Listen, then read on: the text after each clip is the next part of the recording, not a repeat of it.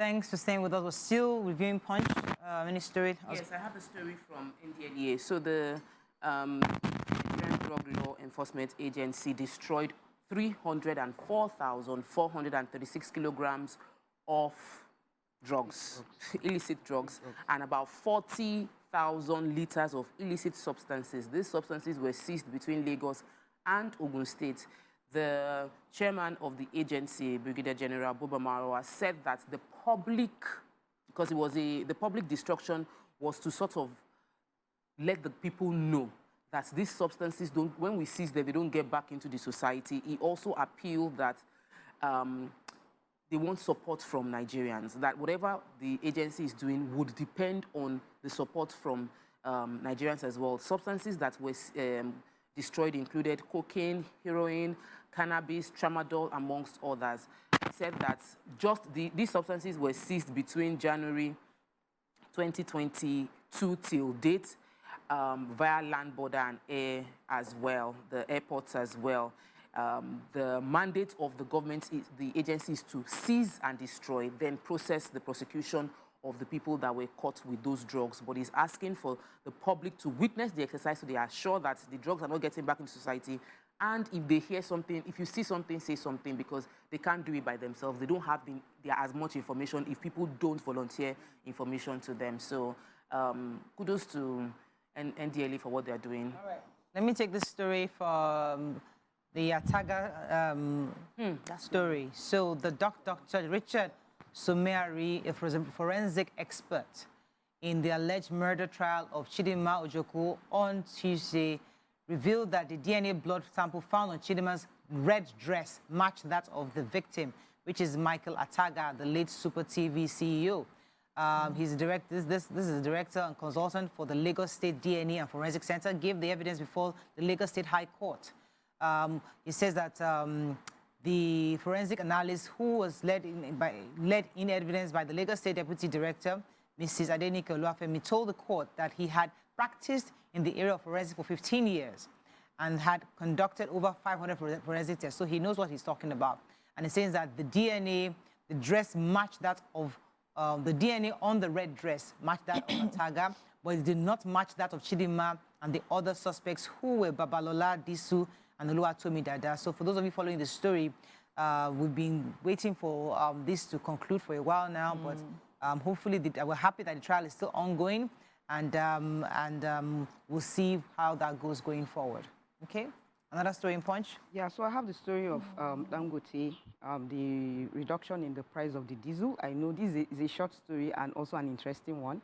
Diesel has been reduced. They said the Dangote Refinery has, the Dangote Petroleum Refinery has listened to the calls of oil marketers as regards the reduction in the price of automotive gas oil, popularly called diesel. And the price has been decreased from 1,000 to is now 1,000. And you know that now, at least, most of us into production, we are happy, and people can light up their homes. Since the electricity, this thing is still, we are still bandless.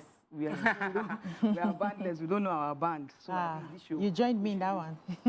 Pushing the effect of Daily Sun. Flood. FG places 31 states on red alert. Budget 2024. Obi exposes more questionable allocations.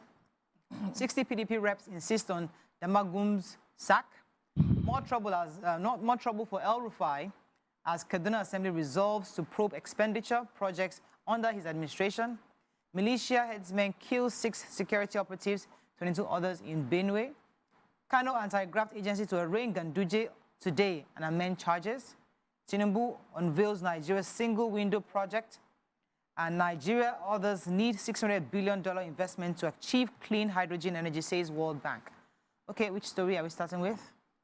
Armed herdsmen, militia, have again killed 28 people, including 6 security operatives of the Benue State Community Volunteer Guards and Livestock Guards in a fresh attack in 3 communities in Gwe, West Local Government Area of Benue State. They said the attacks came just after 1 week that 17 victims of the herdsmen attacks were given a mass burial at Mbaiko, Mbalom, Gwe, East Local Government Area of the state.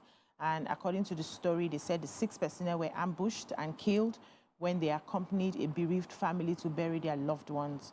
The locals from the affected communities, told newsmen in Makurdi yesterday that the attack started at about 11 p.m. last Saturday and continued till Monday. And, everybody, in fact, by the time they came into the community, they found that a lot of people had run away. The police has also confirmed the incident, and they said they are trying as much as possible to see how they can bring calm into that environment. It's just painful that this number of people, 28, died because of an attack, and we hope investigations reveal who they are and they get the adequate punishment. Okay, I was going to take the Ganduje story. So the Kano State government yesterday announced fresh corruption charges against the national chairman of the APC, Abdullahi Gandu. Speaking with Newsbend, the chairman of the Kano State Anti-Corruption Public Complaints Commission, Magaji Rimangadu, unveiled a number of fresh charges against the former governor of Kano State. According to him, he says that they're investigating a case of 51.3 billion naira local government funds that were directly taken from the government coffers, sent to other individuals and traced to those people. He also alleged that the former administration took $1 billion naira from the state coffers barely a month to the expiration of the administration in May 2023, adding that they said money was sent to the bureau de change operators and not used for road construction. Yeah. So quite a number of other.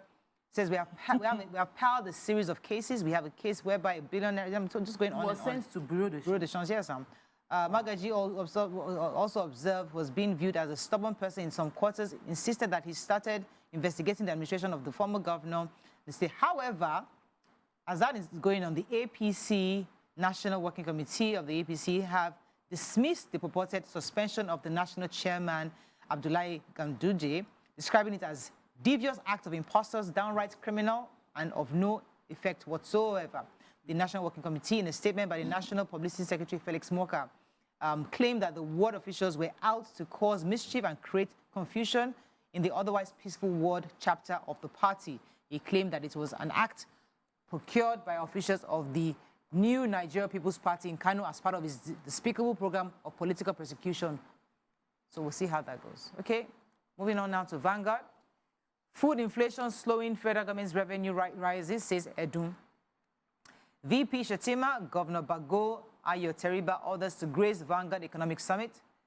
PDP neck, Atiku Wike's loyalists in battle for party's control. Fresh herders attack, 26 security personnel, mourners, others killed in Benue. Or your invasion will wreak more havoc if, says Yoruba Nation agitators. Okwama Ewu, families, chiefs demand detained monarchs' whereabouts. Kaduna Assembly begins probe of ex-governor El Rufai's government, and NCAA suspends permit of 3 private jet operators. Okay. So let me take the sad story of mourners. So this happened in Makurdi. People were gathered to mourn the killings of a group, only to realize that they were also now attacked.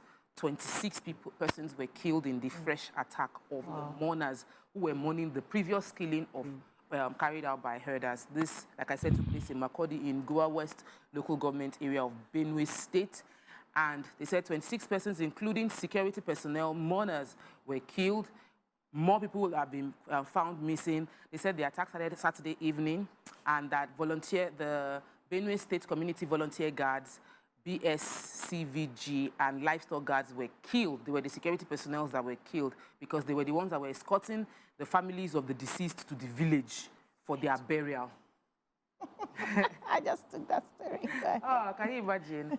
Okay, so it's such a sad story anyway, and we keep talking about this over and over again because we don't want to make it look like because this is happening in some area, some other parts of the country, it shouldn't affect other people because it doesn't affect us personally. We shouldn't wait until it affects personally before we speak up against the killings that keep taking place over and over again. All right. Because of time, let me just quickly take this story. UBEC, I mean, I'm quite really concerned about UBEC because we always complain about the state of education in our country.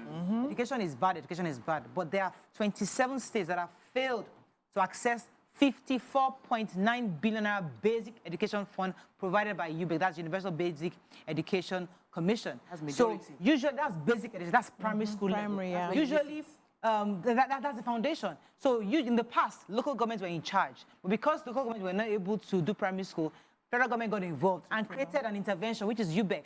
UBEC is now saying, I have money, give me a counterpart fund and I will give you money so you can fund education in your state. Where were Guess they what? supposed to get the 27 counterpart fund? They're internally generated. Okay. The money you have, so I'll give you X amount of money, you match it, and then give it. But you cannot take it if you don't show me that you also have something to match. I can't be dashing you money.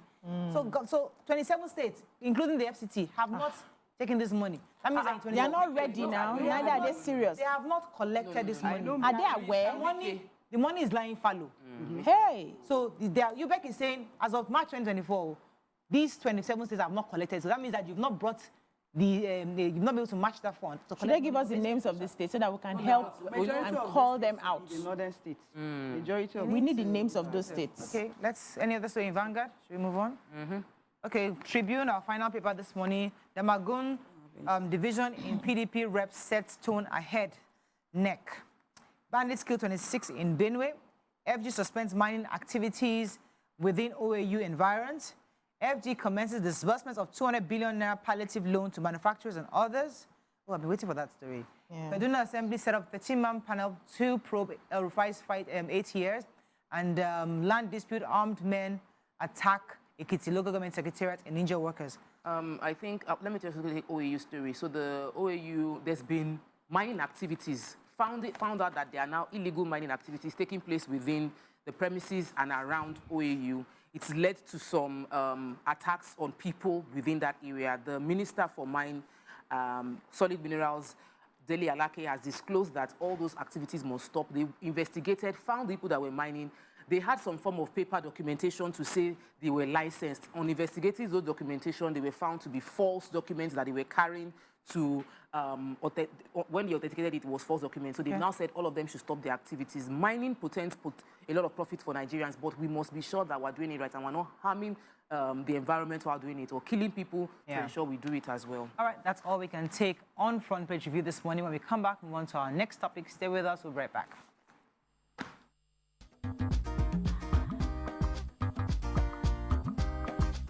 Stay tuned. Your View will be right back.